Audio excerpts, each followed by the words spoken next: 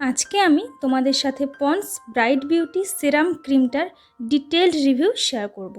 এখানে আমি এটা 10 রুপিসের একটা স্যাশে নিয়ে নিয়েছি, কারণ আমি কারেন্টলি অন্য ময়শ্চারাইজার ইউজ করছি। আর এই ক্রিমটা শুধুমাত্র আমি রিভিউ পারপাসেই এনেছিলাম, তো সেই জন্য আমি এরকম দুটো স্যাশে নিয়ে নিয়েছিলাম, যার মধ্যে একটা আমি অলরেডি ইউজ করার পর তোমাদের কাছে রিভিউটা নিয়ে এসেছি। এই ক্রিমটা ভীষণ লাইট ওয়েট টেক্সচারের, এটা স্কিনে ভালো করে মিশে যায় কিন্তু কোনো হোয়াইট কাস্ট রাখে না।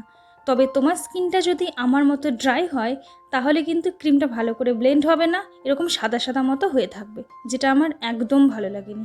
তো এবার চলে আসি এর ইনগ্রিডিয়েন্টসের কথায়।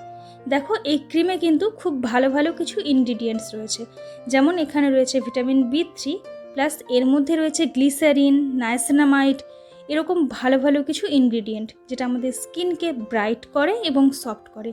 কিন্তু এর একটা ব্যাড সাইড হলো এর মধ্যে প্রচুর পরিমাণে অ্যালকোহল রয়েছে, আর রয়েছে প্রচুর ফ্র্যাগ্রেন্স, যেটা আমাদের স্কিনের জন্য একদম ভালো নয়।